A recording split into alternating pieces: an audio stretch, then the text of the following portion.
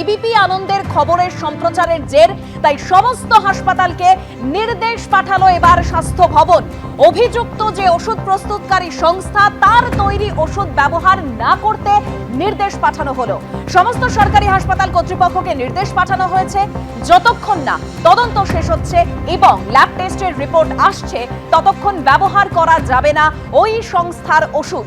স্বাস্থ্য ভবন থেকে নির্দেশ গেল সমস্ত সরকারি হাসপাতালের কাছে। আরো বিস্তারিত তথ্য জানবো আমাদের প্রতিনিধি সন্দীপ সরকারের কাছ থেকে। সন্দীপ,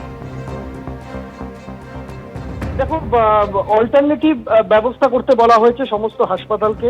বলে দেওয়া হয়েছে যে আপাতত এই সংস্থার যে সমস্ত ওষুধ রয়েছে, এই সংস্থা যে সমস্ত ওষুধ সরবরাহ করে থাকেন সেই ওষুধগুলি আপাতত অন্য জায়গা থেকে কিনে চালাতে বলা হয়েছে হাসপাতালগুলিকে, এবং বলা হয়েছে যে যতক্ষণ না পর্যন্ত বিকল্প সংস্থার বন্দোবস্ত স্বাস্থ্য ভবন করছে ততক্ষণ পর্যন্ত এইভাবেই কিন্তু চালাতে হবে। আমরা দেখতে পেয়েছি যে বিভিন্ন হাসপাতাল কর্তৃপক্ষ তারা তাদের নিজেদের মতো করে ব্যবস্থা করছেন। কেউ ন্যায্য মূল্যের ওষুধের দোকান থেকে আপাতত কিনে এই সামগ্রীগুলি কিনে তারা পরিষেবা সামাল দেওয়ার সিদ্ধান্ত নিয়েছেন।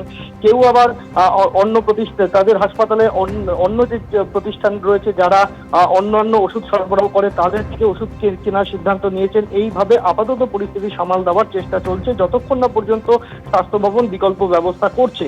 স্বাস্থ্য ভবন বিকল্প যে ব্যবস্থা করেছে তা হলো এই সংস্থা যে 14টি ওষুধ সরবরাহ করে সেই 14টি ওষুধের সরবরাহ যেহেতু এখন আপাতত বন্ধ থাকছে, তাই অন্য একটি সংস্থাকে দায়িত্ব দেওয়া হয়েছে। তারা 7টি ওষুধ সরবরাহ করবেন বলে সিদ্ধান্ত হয়েছে। বাকি ওষুধগুলি সেগুলি অন্য সংস্থার সাথে যোগাযোগ করে তাদের মাধ্যমে কেনার যে চেষ্টা করছে স্বাস্থ্য ভবন। এই বিষয়ে স্বাস্থ্য দপ্তর তারা উদ্যোগ নিয়েছেন, সেরকমটাই স্বাস্থ্য ভবন সূত্রে খবর। ধন্যবাদ সন্দীপ। এই হচ্ছে পশ্চিমবঙ্গ ফার্মাসিউটিক্যালস, তার হচ্ছে ফ্যাক্টরি। এইখানে সেই স্যালাইন তৈরি হয়, এবং যে স্যালাইন হচ্ছে এখন দেশ জুড়ে বিতর্ক তৈরি করেছে, এবং মেদিনীপুরে একজন মারা গেছে, বেশ কয়েকজন হচ্ছে মৃত্যুর সঙ্গে পাঞ্জা লড়ছে এখনো। এবং এই যে ফার্মাসিউটিক্যালস তার যে স্যালাইন, সেই স্যালাইন নিয়ে বিতর্ক কিন্তু অনেক আগে থেকে উঠেছিল। 23 সালে কর্ণাটকের চিত্রকূট এবং বেলারে প্রায় 11,000 যে এই স্যালাইন সেই সাপ্লাই হয়েছিল। মৃত্যুর ঘটনা ঘটে, বেশ কয়েকজন আহত হয়, মানে গুরুতর অসুস্থ হয়ে পড়ে। এবং তারপরেই গত 7 তারিখে 7ই ডিসেম্বর এবং কর্ণাটকের ড্রাগ কন্ট্রোল এবং আমাদের রাজ্যের পশ্চিমবঙ্গ সরকার রাজ্যের ড্রাগ কন্ট্রোল তারা যৌথভাবে এই ফ্যাক্টরিতে 3 দিন ধরে তারা কিন্তু অভিযান চালায়, এবং তারপরেই এর প্রোডাকশন বন্ধ করার নির্দেশ দেওয়া হয়। গেট বন্ধ হয়েছে ঠিকই, আদৌ কি প্রোডাকশন বন্ধ হয়েছে? আমি দেখাবো যে প্রচুর বাইক রয়েছে এবং শ্রমিকরা এর মধ্যেই রয়েছে। প্রোডাকশন কি বন্ধ রয়েছে আদৌ? এবং প্রোডাকশন যে বন্ধ ও নেই, না হওয়ার সম্ভাবনাই বেশি। তার কারণ মেদিনীপুরে কিন্তু গতকালকেই ঘটনা ঘটেছে, মানে প্রোডাকশন বন্ধের নির্দেশ আগে হয়েছে, তারপরেও কিন্তু ঘটনা ঘটেছে।